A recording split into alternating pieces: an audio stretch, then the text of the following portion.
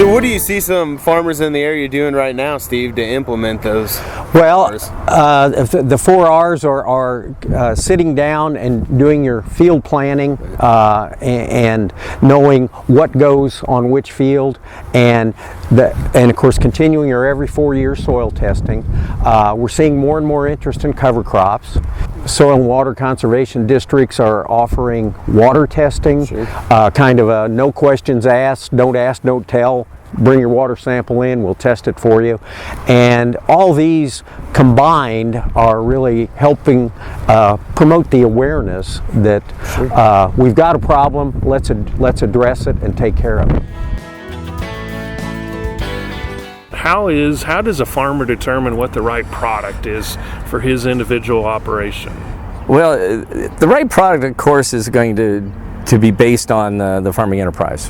What's his tillage practices? It even goes as far as to think of what sources are most conveniently available locally. Right. The ag retailer he's working with, what products do they feature?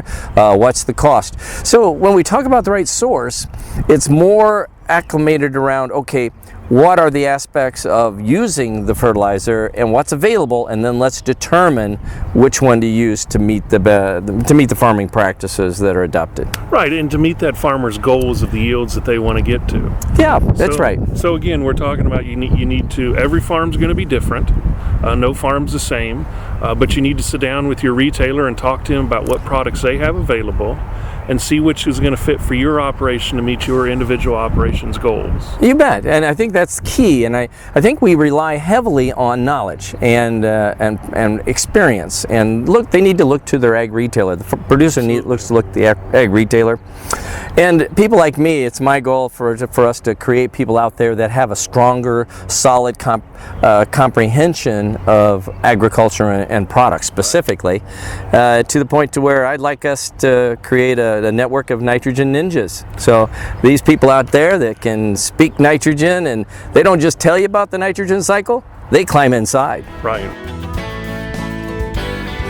Okay, so the 4Rs that we implement on our farm are the standard 4Rs. We implement the right rate, the right time, the right method, and the right product. So nitrogen is a big part of what we do, and so are the other fertilizers, and P&K is as big of a expense on our end as any expense that we have. So utilizing the right methods and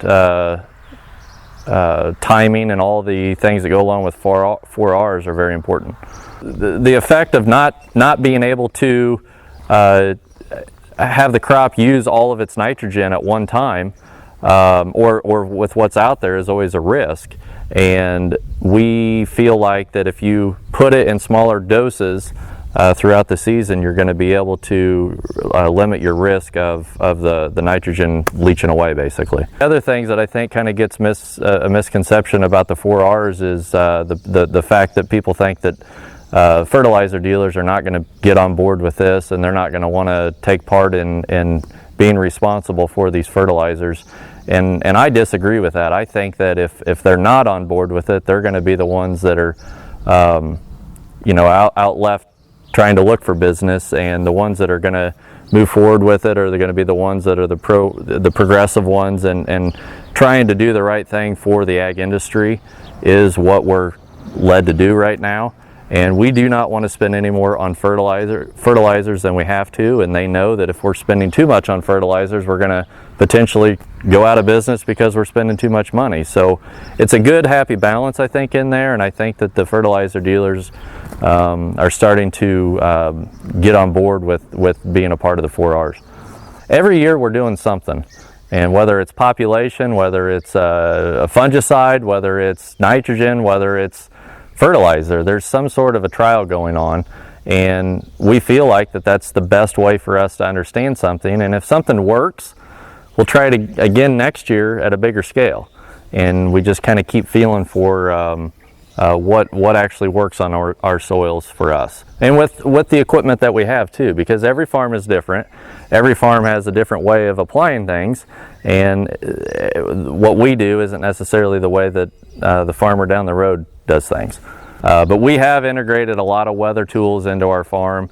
We've got weather stations that sit on our farms to where we're getting actual weather information that actually go into a nitrogen model to help us make decisions for soil moisture and all that stuff with nitrogen. Soil sampling that gets done is on a 4-year rotation. The grid size of the samples are 3.5 acre grids. And then what we do is get our plan is to have all of our samples taken in the summer. And so right about this time, actually, the sampling is going to start. They're going to be out testing the soybean ground. So the soybeans, we soil test the soybean crop, just because that's the crop that's out there. It gives you more time and flexibility to get across the acres. And then through the summer is when we're meeting with our fertilizer company to go through all of the soil test results and start working with our recommendations for fall. So when the crop is harvested, we're not sitting waiting on soil test results to come back. The fertilizer truck can start right away. So that's our program. It's been working. It's a rotation you need to stay on because of removal and all that stuff for crop timing, but it's something that's worked for us, and I like the program that we're in.